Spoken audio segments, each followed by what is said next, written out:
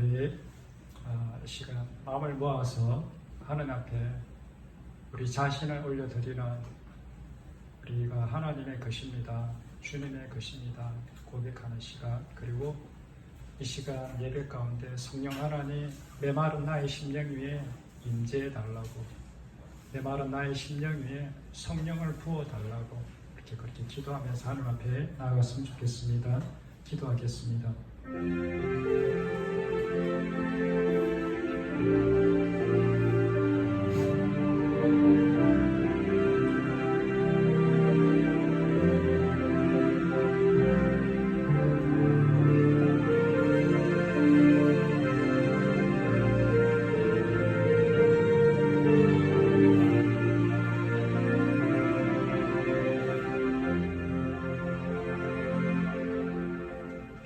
하나님, 우리의 찬양을 받으시고 우리의 기도를 받으시고 우리의 예배를 받아주시옵소서.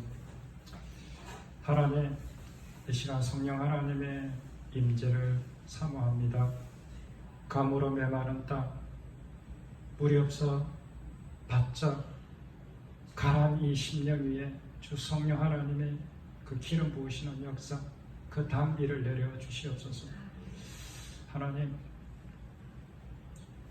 우리가 살아가는 것이 우리 힘으로 살아가는 것이 아니라 하나님께서 먹여주시고 입혀주시고 또 하나님께서 공급해 주시는, 우리가 그것으로 살아가는 존재인 것을 이 시간 다시 한번 기억하며 주님 앞에 감사와 찬양과 예배를 올려드립니다.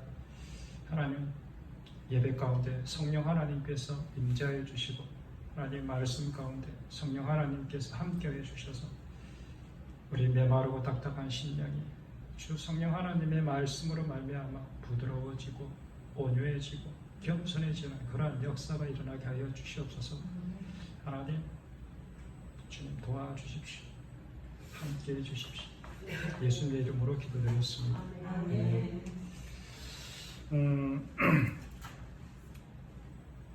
우리는 지난주에 제가 지난주 영상 제목이 사람은 결코 말로 변하지 않고 오직 그 사랑으로만 변하는 동물이다, 이게 제목이었습니다. 그런 것 같습니다. 사람은 참 말로 변하는 동물이 아닌 것 같아요. 오직 십자가 사랑만이 사람을 바꿀 수 있는 유일한 길이 아닐까 생각합니다. 그 외에 어떤 방법으로도 사람을 근본적으로 바꿀 수 있는 길이 이 땅에는 존재하지 않는다는 것이죠. 그러니까 우리가 힘써서 애써서 사람을 바꾸려고 이렇게 애쓸 필요가 없습니다. 주님의 십자가 사랑을 보여주는 것만이, 주님의 십자가 사랑을 만나게 하는 것만이 그 사람을 근본적으로 바꾸기 때문에, 그 사람이 근본적으로 바뀌면 그 다음부터는 내가 신경 쓸 일이 별로 거의 없는 것이죠. 그래서 이 십자가 사랑만이 생명이고, 이 십자가 사랑의 역사가 가장 강력한 성령의 역사다, 저는 그렇게 말씀하고 싶습니다. 이 십자가 사랑은 사탄의 세력을 완전히 박살내는 사랑의 원자탄인 것입니다. 그리고 내가 거듭난 사람이냐, 내가 진짜 하나님의 자녀로 거듭났느냐, 그것은 내 안에 이 십자가 사랑이 들어있느냐 없느냐로 판가름 나게 될 것입니다. 그날에 주님께서 이것을 물으실 것입니다. 너 안에 그 십자가 사랑을 가졌느냐? 왜냐하면 이 십자가 사랑은 결코 이 땅에서는 어디에도 존재하지 않기 때문에 그렇습니다. 이 십자가 사랑 오직 하늘에서만 내려오기 때문에 그렇습니다. 그리고 이 십자가 사랑은 성령 하나님을 통해서 나에게 부어주시기 때문에 이 십자가 사랑이 내 안에 성령이 있는 증거가 되는 것입니다. 로마서 5장 5절 6절에 이런 말씀이 있습니다. 소망이 우리를 부끄럽게 하지 아니하면 우리에게 주시는 성령으로 말미암아 하나님의 사랑이 우리에게 부어바 됩니다. 하나님의 사랑이 누구를 통해서? 성령 하나님을 통해서 우리에게 마음속에 부어주신다는 거죠. 그러니까 내가 스스로 이 사랑을 가질 수가 없어요. 내가 스스로 노력하고 애쓰고 한다고 해서 이 십자가 사랑이 가져지지가 않아요. 그러니까 이 십자가 사랑이 내 안에 들어있느냐 들어있지 않느냐는 내가 하나님의 자녀로 거듭났느냐 거듭나지 않느냐는 결정적인 증거가 되는 것입니다. 우리가 연약할 때 기약대로 그리스도께서 경건하지 않은 자를 위하여 죽으셨도다. 그 사랑이, 하나님의 사랑이 어떤지를 6절에 설명하고 있습니다. 경건하지 않은 자를 위해서 죽는 사랑, 이것이 바로 십자가의 사랑이라는 거죠. 죽을 만한 가치가 없는 사람을 위해서 내가 기꺼이 죽어주는 사랑, 이것이 십자가의 사랑인 것입니다. 그래서 이 사랑은 이 땅의 그 어떤 것보다도 값지고 귀한 것이기에 이 땅의 것들을 내가 다 팔아야 비로소 그 하나를 살 수 있을까 말까 하는 그 정도의 값진 것이 바로 이 십자가 사랑인 것입니다. 그래서 이 십자가 사랑을 가진 자는 이 땅의 것을 기꺼이 다 내려놓을 수 있습니다. 왜냐하면 이것이 너무나 귀하고 가치 있다는 걸 알기 때문에 이 땅의 것들이 다 하찮아 보이는 것이죠. 더 이상 이 땅의 것에 집착하지 않게 되는 것입니다. 주시면 감사하고 안 주셔도 감사하고 푸른 초장도 감사하고 사망의 음침한 골짜기도 감사할 수 있는 사람이 되는 것, 이게 십자가 사랑을 소유한 사람의 특징인 것입니다. 그래서 빌립보서 4장에 이런 말씀이 있는 것 아니겠습니까? 너무나도 유명한 말씀.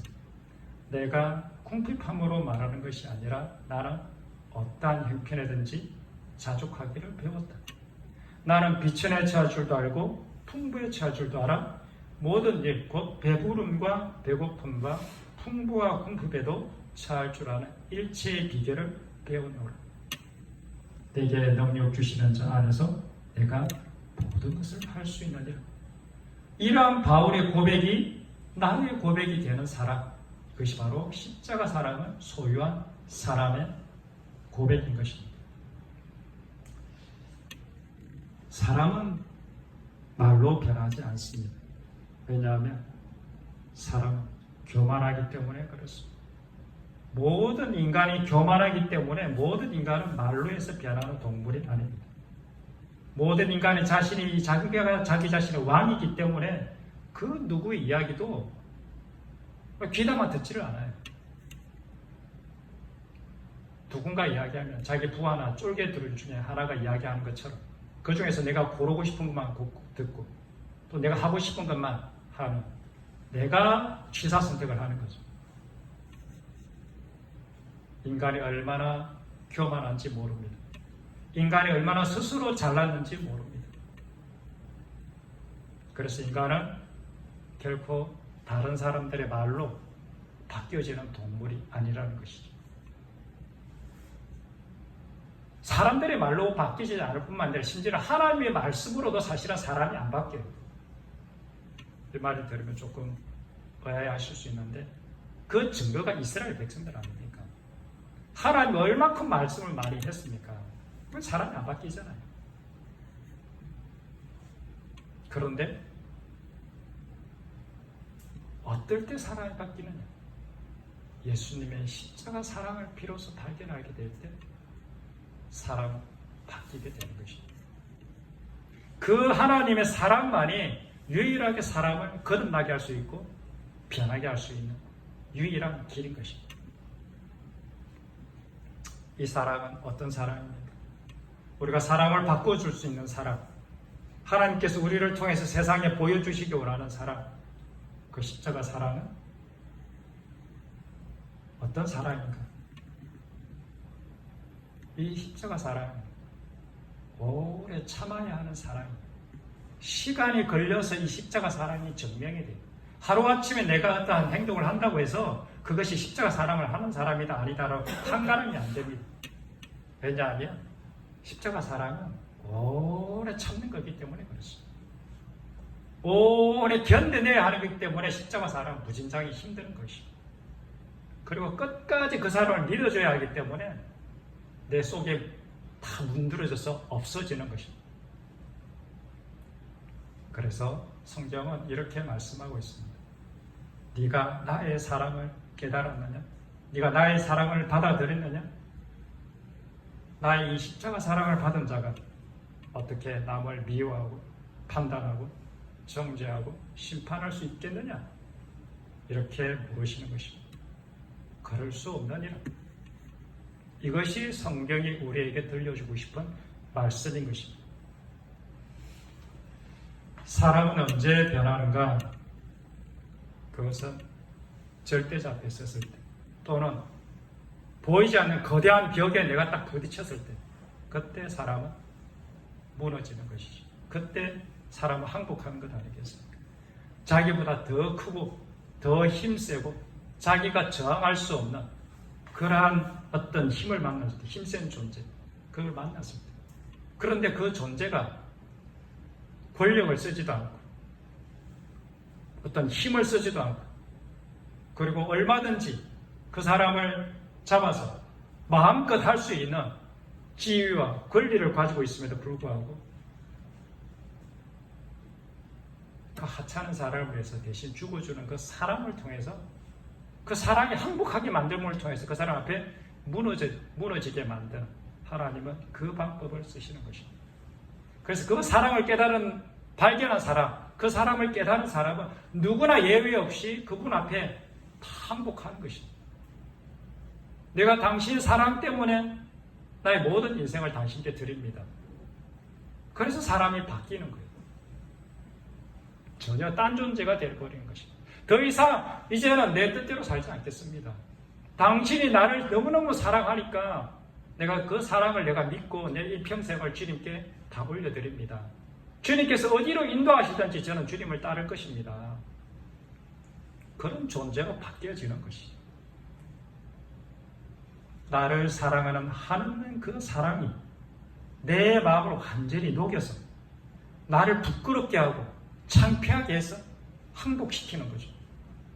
그래서 나는 그 사랑에 감격해서 내가 딴 존재가 되어버려요. 이 세상 것들에 다 기꺼이 내려놓을 수 있는 그러한 존재로 바뀌어지는 것입니다.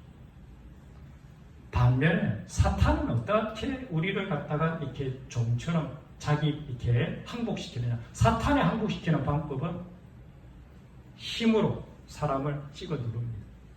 권력으로 사람을 갖다가 올가맵니다. 돈으로 사람을, 먹는 것으로 사람을 또 이렇게 올가맵니다. 섹스와 쾌락 이런 것들로 사람을 갖다가 유혹해서 자기 수하에서 종처럼 뿌립니다. 그것이 우리 흔히들 보고 있는 중독의 증상들 아니겠습니까?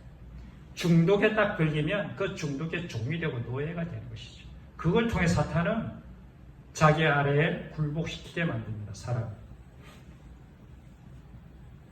낚시를 해보시는지 모르겠지만 저는 이제 바닷가 출신이니까 낚시를 자주 했습니다. 저도 낚시 좋아합니다.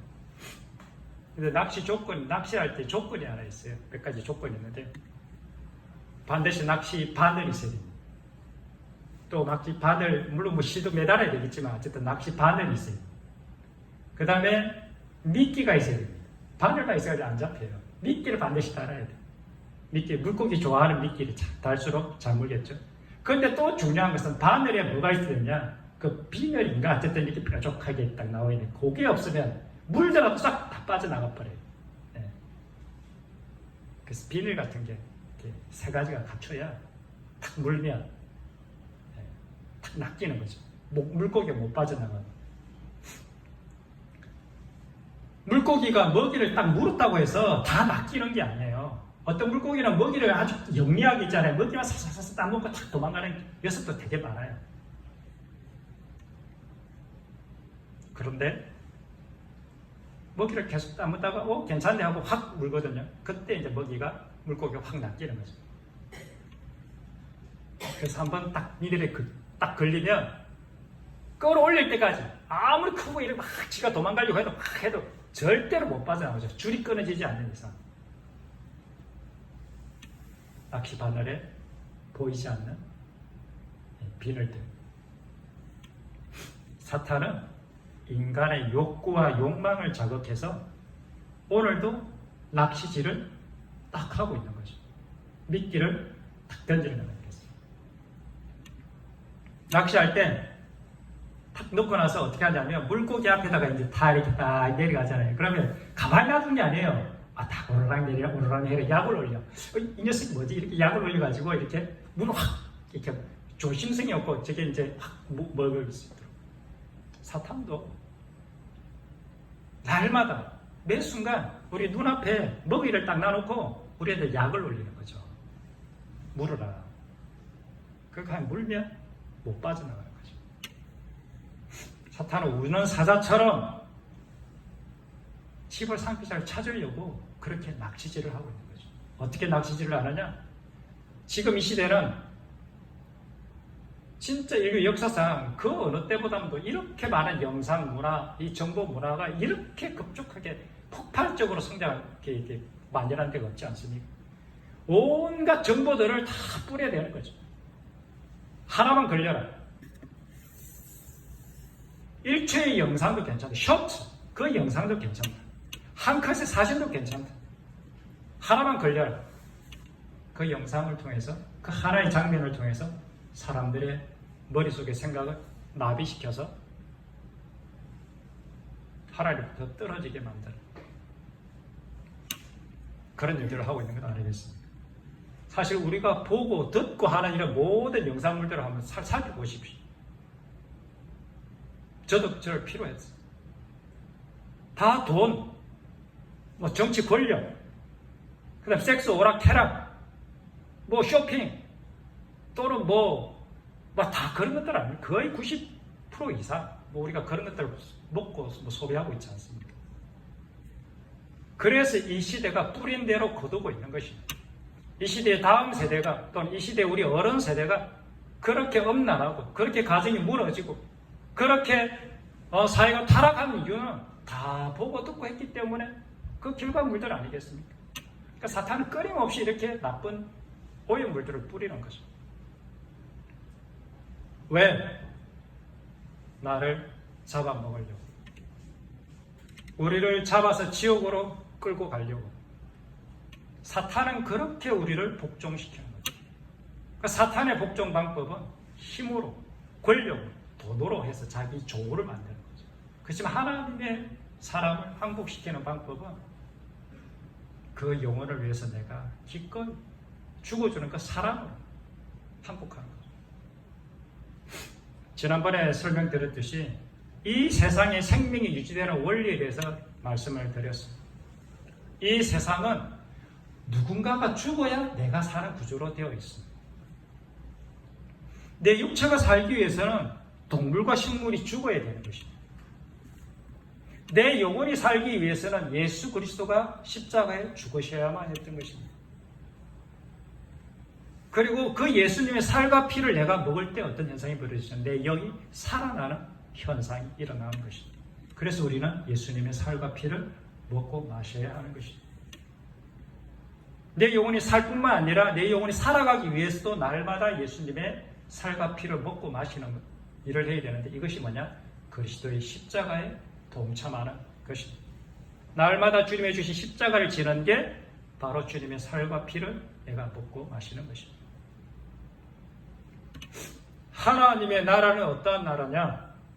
자신을 남을 위해 스스로 죽음에 내어주면 희생의 존재로서 그 희생으로 존재하는 나라가 하나님의 나라입니다.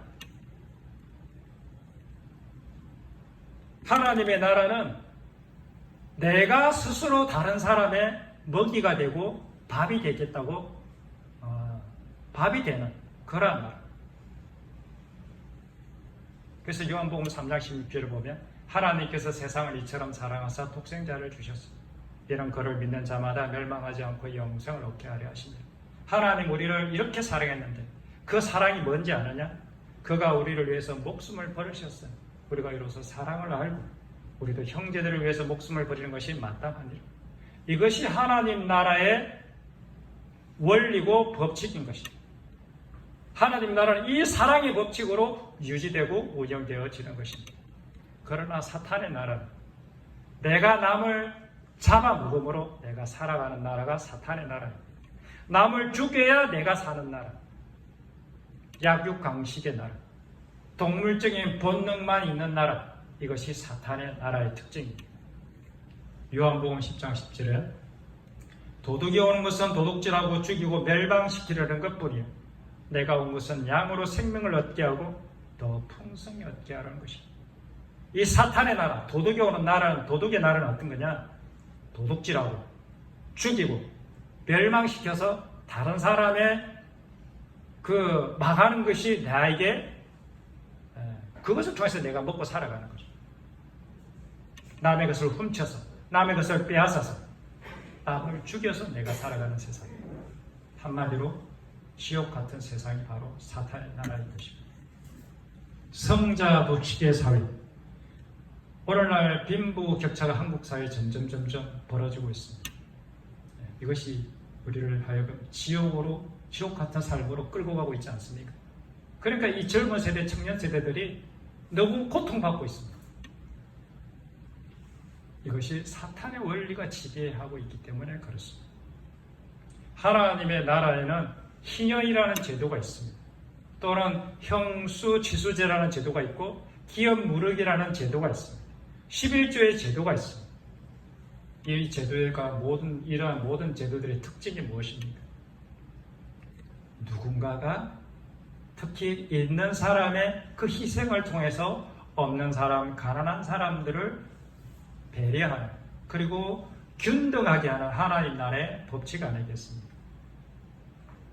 이것이 하나님 나라는 사랑의 법으로 다스려지는 나라가 하나님의 나라인 것입니다. 동생이 지난주에 그 영상을 하나 올렸더라고요. 아버지 이제가 많이 연로하셔서 뭐 이렇게 그래도 좀 요즘에는 많이 좋아하신 것 같아요.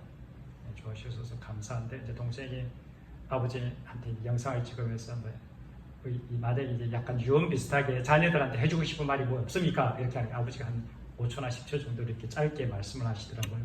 그러면서 이제 뭐 핵심 내용은 내가 이제 뭐 이렇게 뭐 형제들한테 뭐 재산도 이렇게 좀 분배해주고 했는데 내가 뭐 이렇게 어떤 형제는 좀 많이 주고 어떤 데 적게 줬지만 아무튼 너희 그런 거 상관하지 말고 좀 이렇게 형제들끼리 사이좋게 지내라. 이게 이제 사이좋게 지냈으면 좋겠다. 그것이 내가 가장 원하는 바람이다. 뭐 유언과 같은 그런 말씀을 하셨습니다. 형제들끼리 사이좋게 지내라. 이게 우리 아버지의 유언 같은 말씀이지만 이것이 바로 또 우리 하나님 아버지의 유언 아니겠습니까? 예수님의 유언 아니겠습니까? 하늘나라 승천하실 때 제자들에게 내가 너를 사랑한 것처럼 너희들끼리 제발 좀 사이좋게 잘 지내.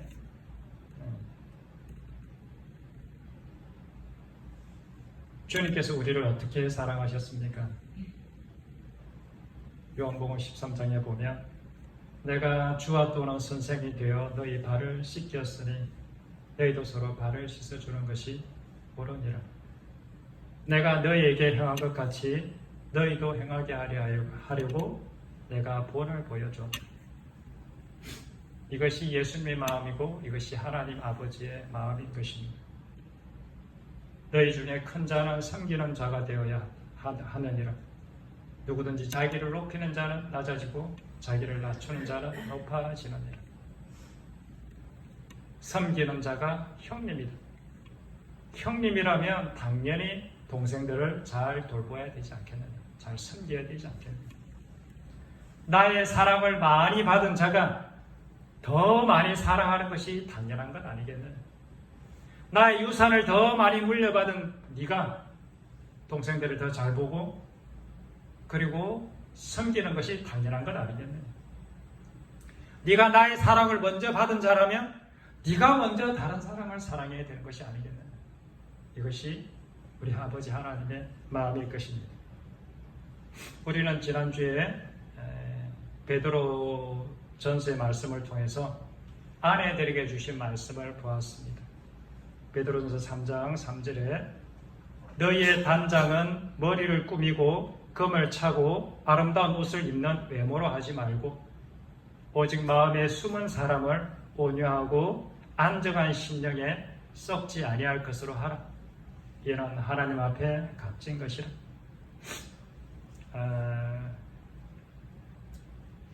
사실 아내들에게 이야기하고 있지만 사실은 아내들은 오늘날의 교회 성도를 상징하는 것 아니겠습니까? 굳이 꼭 아내에게만 이 말씀이 해당되겠습니까? 화장하고 우리가 꾸미는 이유가 무엇입니까? 우리가 머리를 예쁘게 단장하고 금을 차고 손가락 가락지를 끼고 귀걸이를 하고 그 왜 그렇게 하겠습니까? 사람들한테 잘 보이려고 하는 것 아니겠습니까? 물론 꼭 잘 보이려고 한다기보다는 또 최소한의 예의로서 또 이제 개 갖추려고 하는 것 아니겠습니까? 그런데 성경에서 말씀하시기를 진짜 아름다움은 겉으로 드러나는 보여지는 아름다움이 아니라 마음에 심겨진 아름다움, 보이지 않는 요소가 그 아름다움을 결정한다, 이렇게 말씀하고 있습니다.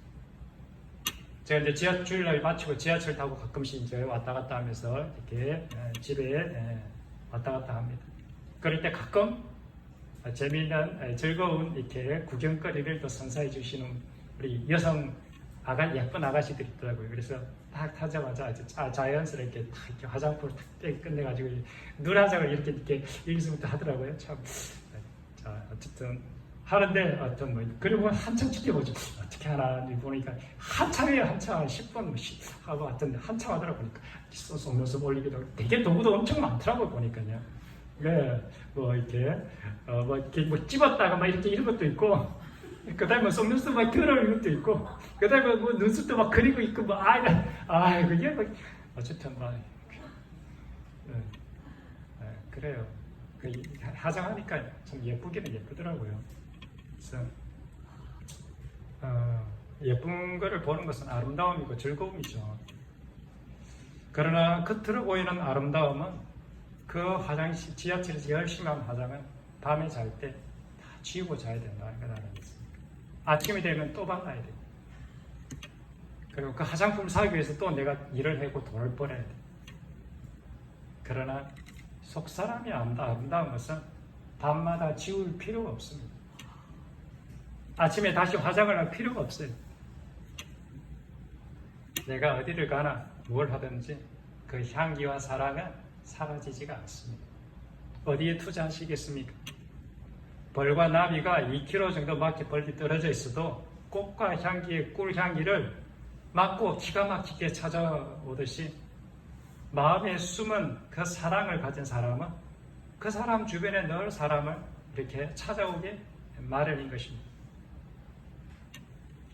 사람들뿐만 아니라 하나님 앞에서도 이런 마음은 정말 값지고 고귀하다, 주님께서 그렇게 말씀하셨습니다. 성경에 보면 드라크마를 잃어버린 주일이 나옵니다. 드라크마를 왜 찾겠습니까? 그 드라크마가 가치가 있기 때문에 찾는 것 아니겠습니까? 진주장사를 값진 진주를 발견했습니다. 왜 자신의 모든 것을 팔아서 값진 진주를 사겠습니까? 그 진주가 너무나도 귀하고 값지기 때문에 자신의 것을 다 팔아 그 진주를 사는 것 아니겠습니까? 하나님께서는 자신의 아들, 자신의 전부를 다 팔아서 그렇게 아름다운 마음을 가진 사람을 사시는 것입니다. 그런 사람을 찾고 계시는 것입니다. 등불을 들고 어디에 숨어있나, 하나님께서는 그 아름다운 마음을 가진 사람을 이렇게 지금도 찾고 계시는 것입니다. 마음이 온유하고 겸손한 사람, 예수 그리스도의 마음을 품고 십자가의 사랑을 마음을 가진 그 사람, 주님께서 오늘도 우리를 그 사람을 찾고 계시는 것입니다. 왜냐하면 이런 자를 통해서 하나님 나라는 확장되어지기 때문에 그렇습니다. 그래서 성경은 이렇게 이야기하고 있는 것 아니겠습니까? 아내들아 이와 같이 자기 남편에게 순종하라. 이는 말씀을 순종하지 않는 자라도 말로 말미암지 않고 그 아내의 행실로 말미암아 구원을 받게 하려 합니다. 우리 크리스찬의 아름다운 행실로 이 세상 사람들을 구원하시겠다는 뜻도 된 것 아니겠습니까? 이런 사랑과 긍휼과 온유한 심정으로 남편을 섬기는 그 아내, 이런 마음으로 세상을 섬기는 그리스도의 신부가 되는 것. 그럴 때 너는 내 딸이라, 너는 내 자녀라, 너는 내 아들이라, 이렇게 말씀하는 것입니다. 결론을 맺도록 하겠습니다. 사람은 오직 그 사랑만이 사람을 바꿀 수 있습니다. 그 십자가 사랑의 나타남은 그것이 십자가의 사랑의 나타남이야말로 내가 구원받았다는 증거이며 내가 거듭났다는 증거이기도 한 것입니다. 이상한 질문 같지만 중요한 질문이 있습니다. 이 사랑은 누가 해야 하는가? 내가 이 사랑을 해야 하는가? 아니면 하나님께서 이 사랑을 하시게 하는가? 제가 깨달은 정답은 이것이었습니다. 이 십자가 사랑은 내가 해야 하는데 내가 하는 사랑이 아닌 것입니다. 이 십자가 사랑은 그분이 내 안에서 하시는 사랑인데 내가 최선을 다해서 이 사랑을 내가 해야 되는 사랑인 것입니다. 그분 없이는 결코 이 사랑을 할 수 없는 존재인가 동시에 나의 강력한 의지가 없이는, 의지적 결단이 없이는 이 사랑이 결코 내 안에서 이루어지지 않는다는 사실. 그래서 이 사랑이 정말 어렵습니다. 내가 해야 되는데 내가 하는 것이 아니고 주님께서 하시는데 내가 해야 되는 것. 이게 신앙생활의 여러 가지 딜레마 속에 이러한 부분들이 사실은 많이 들어있습니다. 이 사랑은 내가 완전히 십자가에서 죽어져야 비로소 이 사랑이 시작이 되는 것입니다. 혹은 내가 완전히 죽은 존재라는 것을, 내가 아무것도 아닌 존재라는 것을 깨달아야 그때 비로소 이 사랑이 내 안에서 시작이 되어지는 것입니다. 이 사랑이 증명되려면 시간이 무척 오래 걸린다는 특징이 있습니다. 아까도 말했듯이 이 사랑은 모든 것을 참아내야 하기 때문에 그렇습니다. 모든 것을 견뎌내야 하기 때문에 그렇습니다. 모든 것을 믿어야 되고 모든 것을 바라보아야 되기 때문에 저 마음에 안 드는 저 사람을 당장 어떻게 해보고 싶은데 그것을 내가 견뎌내려면 얼마나 힘들겠습니까?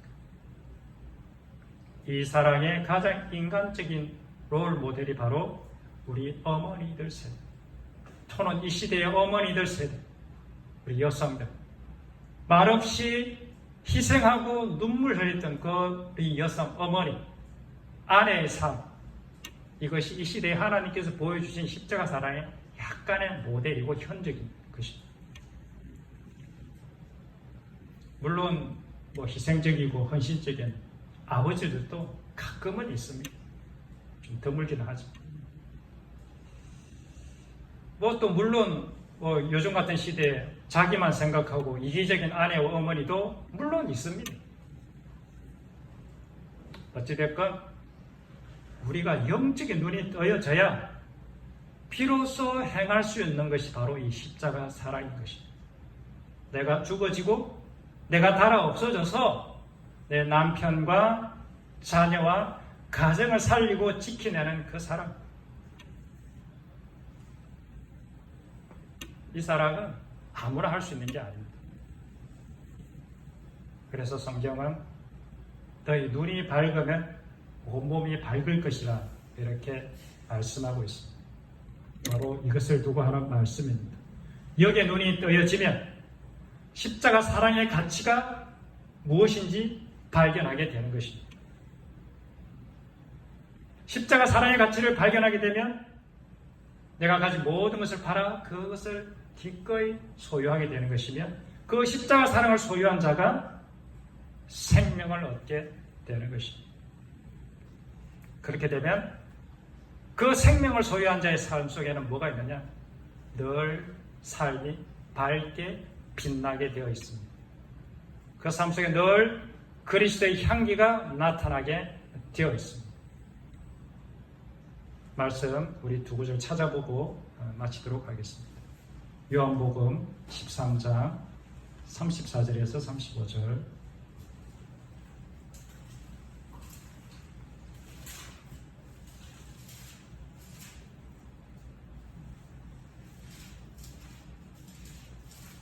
요한복음 13장 34절에서 35절. 다 같이 시작. 새 계명을 너희에게 주노니 서로 사랑하라. 내가 너희를 사랑한 것 같이 너희도 서로 사랑하라. 너희가 서로 사랑하면 이로써 모든 사람이 너희가 내 제자인 줄 알리라. 주님의 제자, 주님을 따르는 사람, 주님의 자녀, 증거가 뭐냐? 사랑이다. 사랑. 어떤 사랑? 주님께서 우리를 사랑하신 것 같은 그러한 사랑을 소유한 자.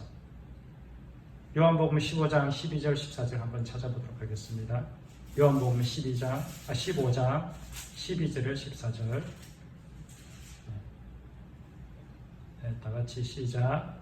내 계명은 곧 내가 너희를 사랑한 것 같이 너희도 서로 사랑하라는 이것이니라. 사람이 친구를 위하여 자기 목숨을 버리면 이보다 더 큰 사랑이 없나니 너희가 내가 명한 대로 하면 곧 나의 친구라. 그렇습니다. 주님의 계명은 단 하나. 내가 너희를 사랑한 것처럼 너희도 서로 사랑해라. 근데 정말 어렵습니다. 진짜 어렵습니다. 그래서 내가 죽어지기 전에 이 사랑이 나오지 않는 것입니다. 우리가 왜 이 사랑에 실패를 하느냐? 내가 살아있어서 실패를 하는 것입니다. 그래서 우리는 날마다 십자가에 죽기를 그렇게 간절히 갈망하고 갈망해야 하는 것입니다. 우리 메마른 심령 위에 성령께서 오시면 어떤 일이 벌어지느냐? 나는 없어지고 내 안에 예수로 가득한 사람이 되는 것입니다. 나의 권리와 나의 주장은 사라지고 하나님께서 허락하신 모든 것에 내가 감사할 수 있는 사람이 되는 것입니다. 우리 광년의 식구들 모두가 다 예수님의 십자가 사랑, 이 사랑을 깨달아서 너희는 내 제자다. 그리고 너희는 내 친구다. 이렇게 주님께 칭찬받는 저희들이 되었으면 좋겠습니다. 기도하겠습니다.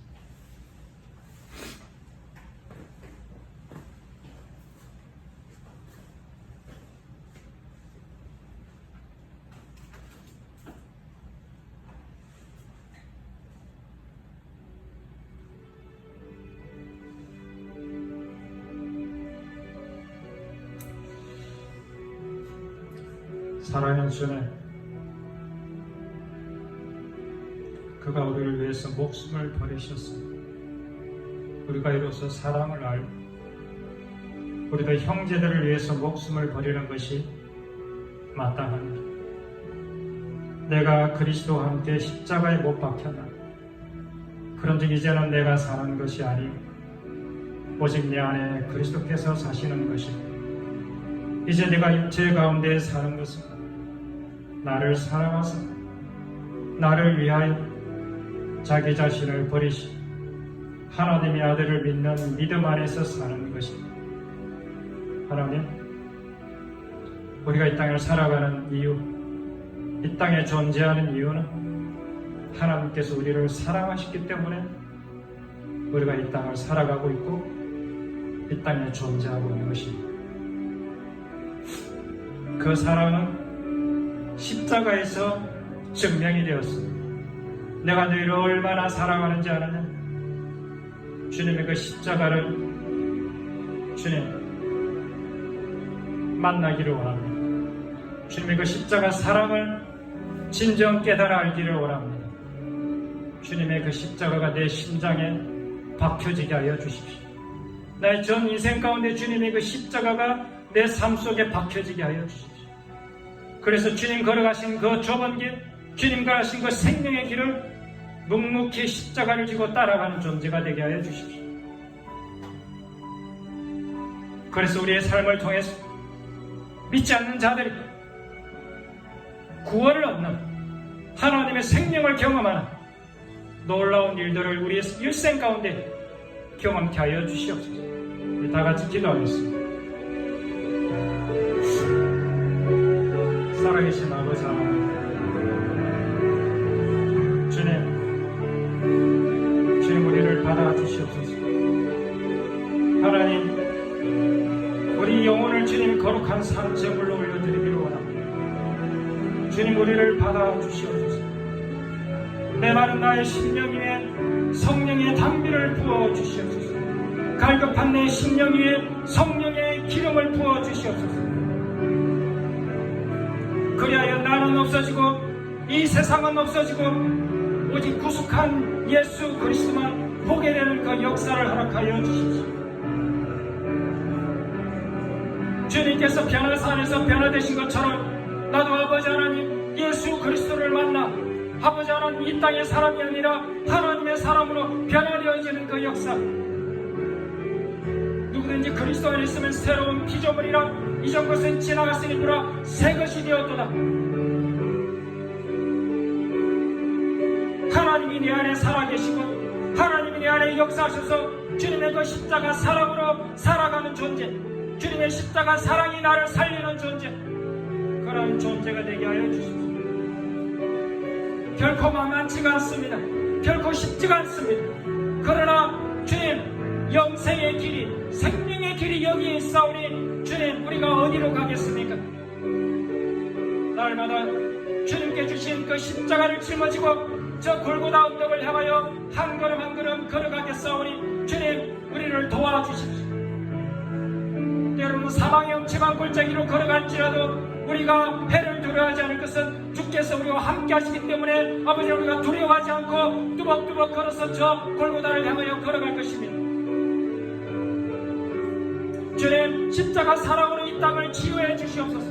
주님 십자가 사랑으로 이 땅을 고쳐 주시옵소서. 이 땅의 교회를 주님의 십자가 사랑으로 거듭나는 역사 있게 하여 주시옵소서.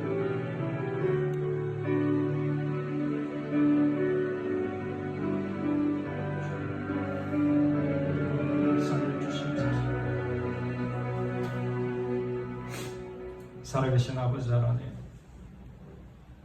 주 성령 하나님, 이 땅을 고쳐주십시오. 죄악된 이 땅, 죄악이 관영한 이 땅, 주님, 의인 10명이 없어서 망했던 소돔과 고모라처럼 이 땅에 의인이 없어서 망하고 있는 이 시대에 신정 광명교회 식구들이 모두가 다 의인이 되었어. 아버지 하나님, 이 땅이 무너지는 것, 이 땅이 썩어져가는 것을 막아낼 수 있는 그러한 사람들 되게 하여 주시옵소서. 하나님 우리 삶 속에서, 가정에서, 내 주변에 있는 만나는 사람들 가운데 내가 나의 권리를 주장하지 않고 내가 내 목소리를 내지 않고 주님 주신 그것을 다 받아 내 가슴에 안고 나를 찌르러 향한 그 사람을 향해서 내가 눈물로 기도할 수 있는 사람 되게 해주십시오. 하늘에 계신 우리 아버지, 아버지 이름을 거룩하게 하시며 아버지의 나라가 오게 하시며 아버지의 뜻이 하늘에서와 같이 땅에서도 이루어지게 하소서. 오늘 우리에게 일용할 양식을 주시고 우리가 우리에게 잘못한 사람을 용서해 준 것 같이 우리 죄를 용서하여 주시고 우리를 시험에 빠지지 않게 하시고 악에서 구하소서. 나라와 권능과 영광이 영원히 아버지의 것입니다. 아멘.